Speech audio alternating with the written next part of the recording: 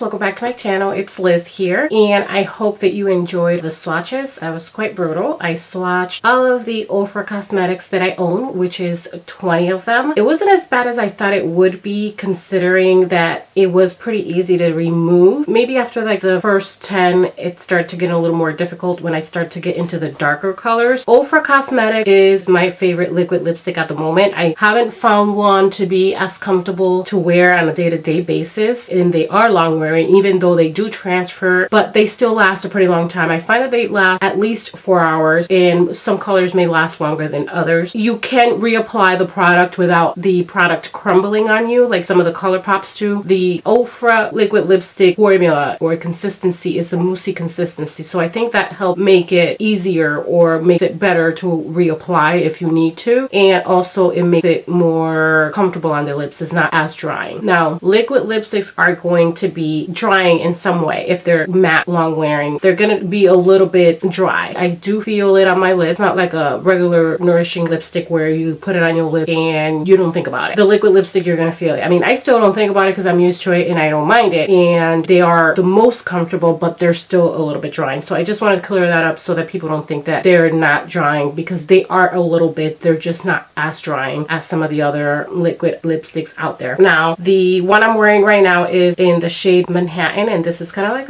I think it's kind of like a mauvey purplish color. It's a very pretty lipstick. I really like this shade. I mean, I like almost all of them. They're very easy to apply without a lip liner. The wand, like I said, makes it pretty easy to apply. Just a basic doe foot applicator. It is a little slanted. It's not, you know, a huge applicator, so it's just pretty standard to me. What I also like about the Ofra Cosmetics is they have a wide variety of shades. They have, I believe, 41 shades right now that are permanent in their collection. I found that they're pretty much consistent in the formula. I didn't find that one shade varied from another in terms of the formula, which is a moussey consistency, if I didn't already say that. It's not like liquidy like the ColourPop ones. So for instance, if I were to tip this over, it's not going to pour out any product. The ColourPop, if you do this, you will have product everywhere. So it's not going anywhere. It does take a little longer to dry, and I find that they don't necessarily dry completely matte. You're gonna still have a little bit of I don't want to say tackiness, because I think that would kind of turn some people away from the product, because it doesn't feel like tacky, like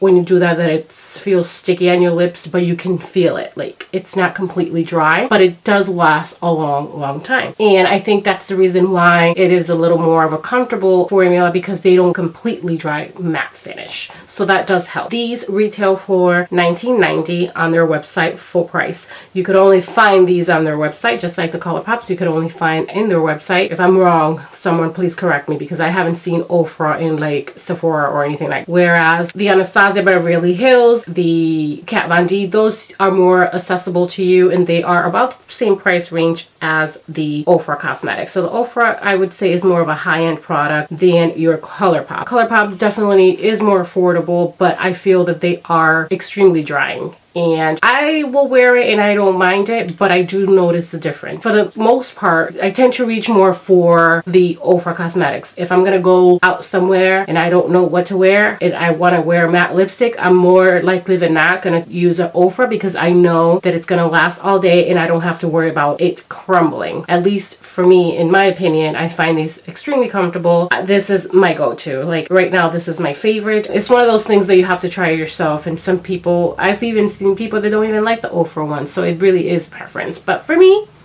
I find these to be the most comfortable. Ofra did recently upgrade their packaging. The packaging used to have a sticker, so this one has a sticker. This is one of their older packaging, which, you know, didn't make it look as high-end for the price. So now they have the new packaging, which they have the product name and their website printed on the packaging, and then they have the color, but they have a sticker at the bottom, where the old one, the color was right on the sticker around the tube. This looks a lot better better and I do prefer it. I mentioned earlier that I didn't notice any variation in terms of the formula or the consistency from shade to shade. They were all pretty identical. The only thing I will have to say is that the lighter colors tend to be a little sheer. Some of the colors are sheer, so you're going to have to reapply several coats to get the opacity that you prefer so that it's not patchy. Like this particular color, for instance, the Angelus, it's a very light shade, so for me I felt like it was patchy and I had to apply it several times so that it looked somewhat decent. And again, this is one of those colors that I would definitely wear a lip liner because I don't really necessarily like the way it looks on me without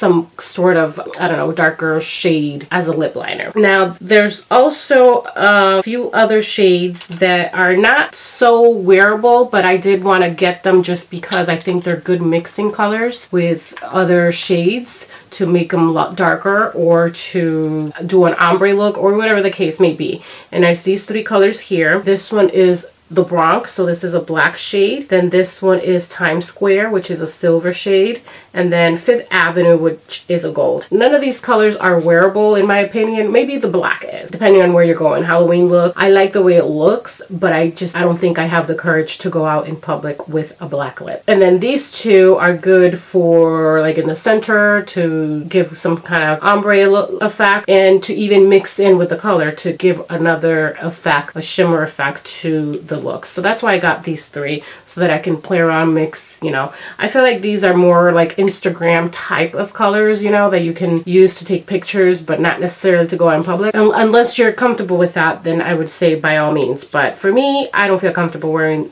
these colors outside of my house. But I think that's pretty much it. I think I covered everything I wanted to cover. So with that said, I will see you guys in my next video. If you enjoyed this video, please give it a thumbs up. And until next time, I'll see you in my next one.